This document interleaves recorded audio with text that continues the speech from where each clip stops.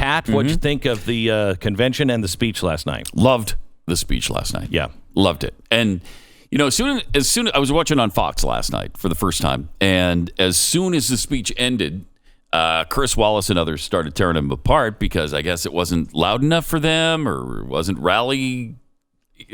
I was glad it I was wasn't. glad. I liked his tone. Yeah, And when the audience, they did it once, they're like, woo. Yeah, I was like like, that. oh, stop that. Right. Stop that. And I think this was a definite outreach to independents. He's already got the base secure. Oh, my Okay, gosh. so let's show the independents that they've got a comfortable place where, he's not insane. He's not out of control. He's not what you think he is. He's not what you've been told he Yes. is. That's for Yes. darn sure. Yeah. And I think he accomplished that really well last night. So I felt really guilty about one thing in particular. I have no problem speaking out about the president's policies, and I have no problem saying in 2016, I don't think he's going to do any of those things because I didn't think he would. He had no record of actually believing any of these things.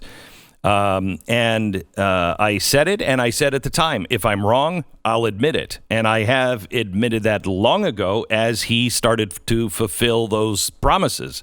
I was shocked by a lot of them. But last night, all I could think of was when he called me when my dad died. Do you remember what I said afterwards? No. He called me because he had heard my dad died because we had to leave the hotel. I was staying at a Trump hotel. And he talked to me about my dad, and I hung up the phone and I said, he is running for president.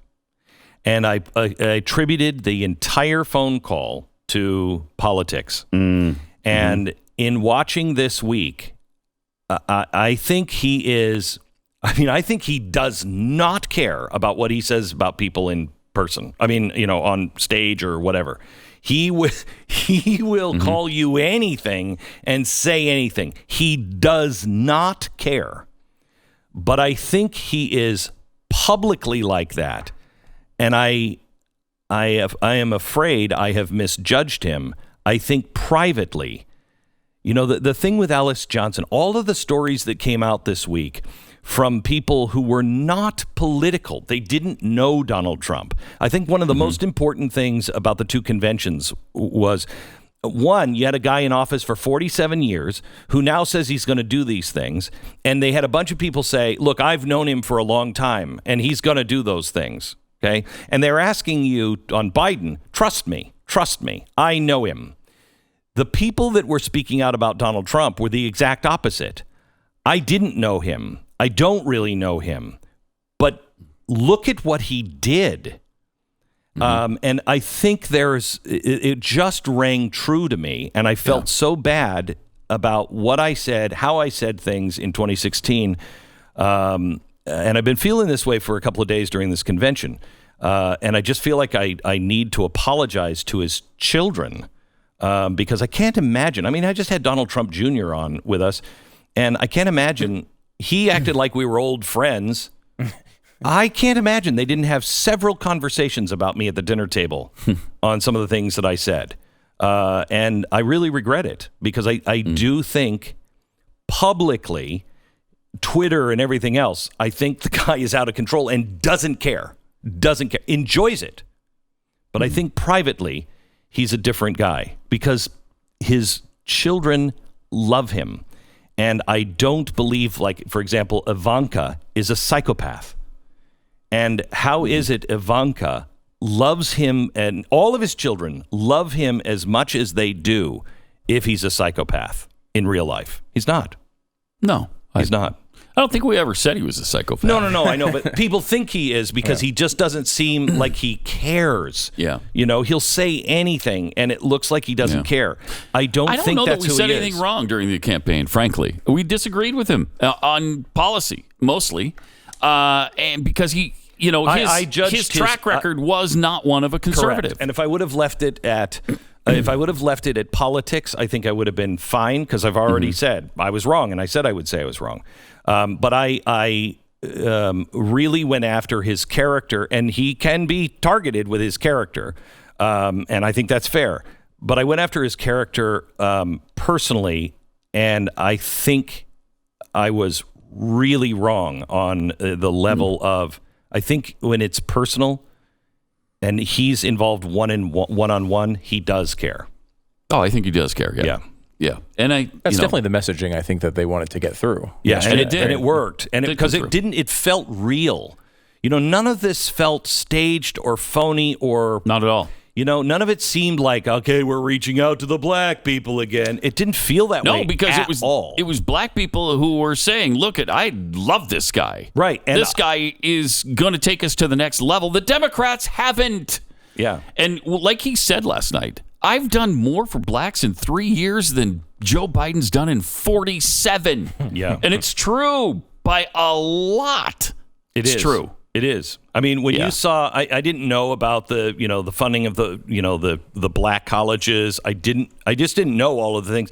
Did you watch it from the beginning? A good list of stuff. His speech? No. The whole convention last night. Most of it. I fell asleep at one point. All right. So I started watching it from the beginning, and I was just watching the raw AP feed.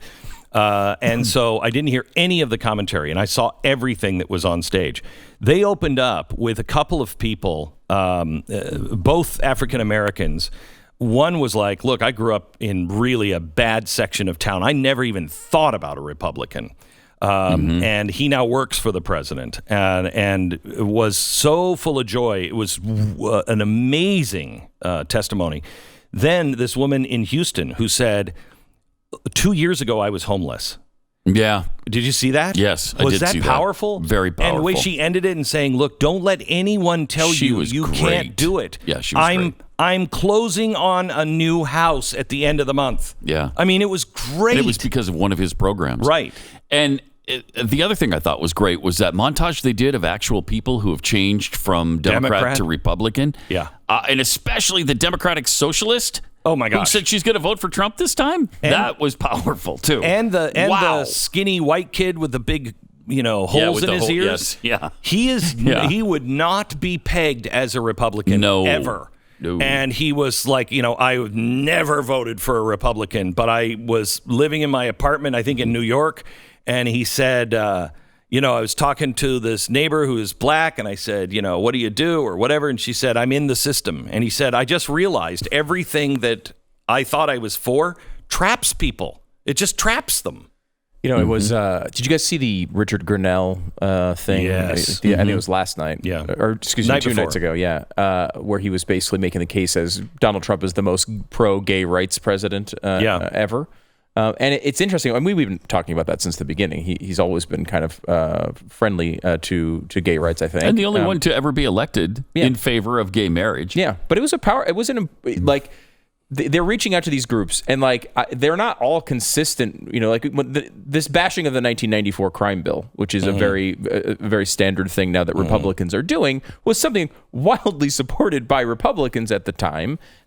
Being tough on crime law, it was a law and order bill, and now at the same time he's making this case for law and order. He's also kind of making the case against the crime bill because Biden voted for it. It's an interesting thing to try to pull off. I think the same thing goes with they did it with gay voters. I thought very well. When you outline everything that he has done and has supported over the years, there's a very important, I think, successful outreach to gay voters who would not normally consider a Republican. Well, I think you can talk about it because you are the gay character on the show. I'm the gay character, right? This was the most important part of the convention to me. But I think the thing is the most important thing is that I don't know anybody who had a problem with any of that stuff. I don't know a single conservative that this was the true representation of the Republican Party. Did anybody say, hey, Richard Grinnell shouldn't be speaking, he's gay? No. Nobody said that. The interesting dynamic as a party, just as an observer here, right, is that all the things that Grinnell was hitting Biden on were things overwhelmingly supported by Republicans at the time. They were overwhelmed. Right. They were saying he was really, Joe Biden was really late to gay marriage. Okay, so wait a minute. One of the arguments. There's a difference. Now, I understand that as an outreach political tactic. Right. It is an look. Parties are. It's different. I think you're missing something. What you're missing is we weren't talking about gay marriage last night. This convention was not about policies. It was about the human and American heart.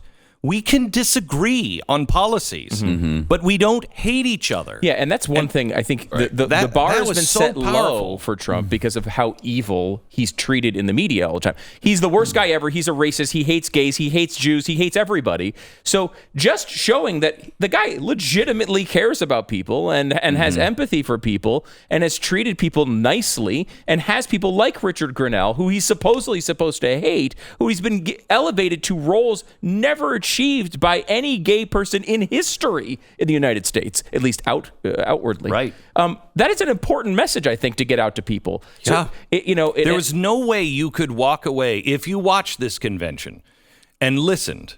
There is no way you could walk away and say that is a racist guy, a racist party, a gay bashing, gay hating, homosexual, xenophobic party. There's no way you could walk away unless you just didn't believe it. Which, by the way, a lot of people, you watch the mainstream media reaction to it, and it's just so predictable. They were bringing out look, yes, he says this, and this, but look at, even big reporters were doing it after this. I think that particularly the one with Grenell, for whatever reason, really got under the skin of reporters who don't want to lose, they don't want to lose that ground. They don't want to lose the we're the pro-gay party crowd.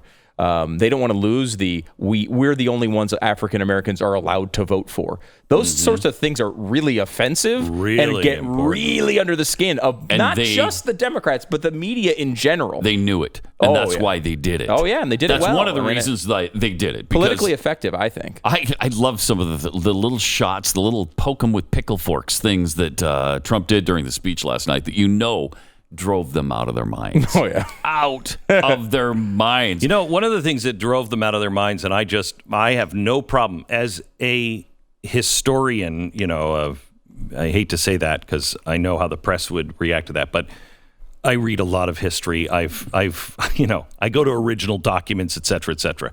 So as a quasi-historian, I'm bothered by the precedence of the backdrop being the White House. This was the first time, and I hope it's the last time.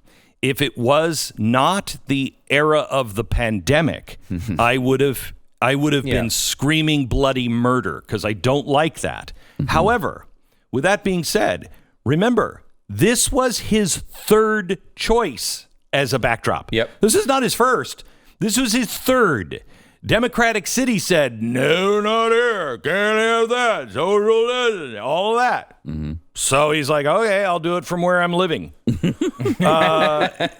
was not his first choice. It wasn't, but then he accentuated it last night just to get under their skin. How many times did he point to the White House to show that he's there? The time that it was like, you talk about a pickle fork, it was a giant pickle that he took when he took that fork out and said, you know what? They said this, but hey, look where I live.